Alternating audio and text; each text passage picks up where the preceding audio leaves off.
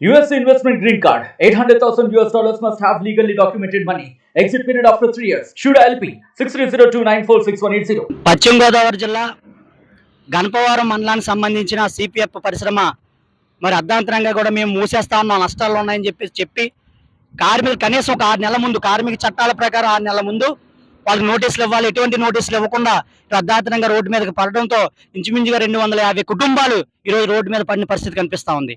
కాబట్టి తక్షణమే యాజమాన్యం జోక్యం చేసుకుని తక్షణమే ఆ కార్మికులకు ఉపాధి కాపాడాలని చెప్పి కోరుతా ఉన్నాం. వాళ్ళకి న్యాయం చేయాలని చెప్పేసి ఈరోజు మన కాకినాడ జిల్లా ఏలేశ్వరం మండలం ఎర్రవరం చిన్నింపేట గ్రామాలకు మధ్యలో ఉన్న ఈ సిపిఎఫ్ కంపెనీ దగ్గరికి, మెయిన్ బ్రాంచ్ దగ్గరికి ఆ పశ్చిమ గోదావరి జిల్లా నుంచి కార్మికులు వచ్చి ఉదయం 7 గంటల నుంచి ఆందోళన చేయడం జరుగుతుంది. వాళ్ళు ఒకటే డిమాండ్ చేస్తా ఉన్నారు, మేము ఇంచుమించుగా 11 సంవత్సరాల పాటు పనిచేస్తా ఉన్నాం, కంపెనీ నమ్ముకొని పనిచేస్తా ఉన్నాం, కంపెనీ కనీసం 6 నెలల ముందు కూడా చెప్పలేదు అని చెప్పేసి ఈ రోజు ఆందోళన తెలియజేస్తా ఉన్నారు. వాళ్ళు ఖచ్చితంగా వాళ్ళకి ఉపాధి కాపాడాలని చెప్పేసి, వాళ్ళు న్యాయం చేయాలని చెప్పేసి ఈరోజు న్యాయబద్ధంగా ఆందోళన జరుగుతూ ఉంది. కానీ ఇక్కడ పిఆర్ఓ అంట అన్ని కంపెనీలకు తిరుగుతాడంట ఆయన, మరి మాజీ ఏఎస్పీగా చేసి రిటైర్ అయ్యారంట ఆయన, వచ్చి ఈరోజు బెదిరింపులు చేస్తా ఉన్నారు కార్మికుల్ని.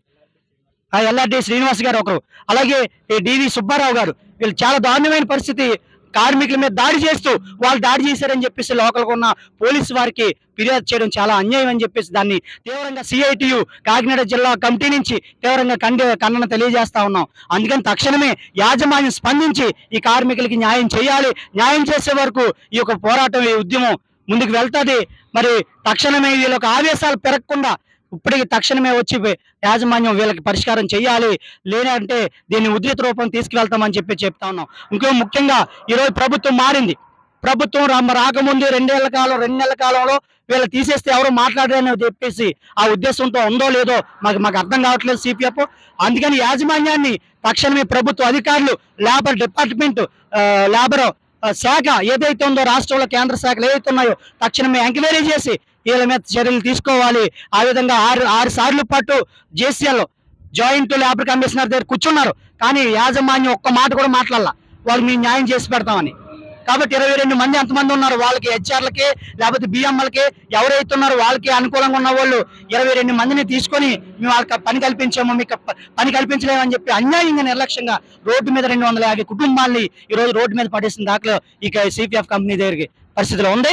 తక్షణమే కానీ తీసుకెళ్లకపోతే కనుక ఈ ఉధృత స్థాయి రూపం ముందుకు వెళ్తాడని చెప్పేసి కాకినాడ జిల్లా కమిటీ నుంచి, సిఐటి నుంచి డిమాండ్ చేసిన వ్యతిరేక తెలియజేస్తా ఉన్నాము.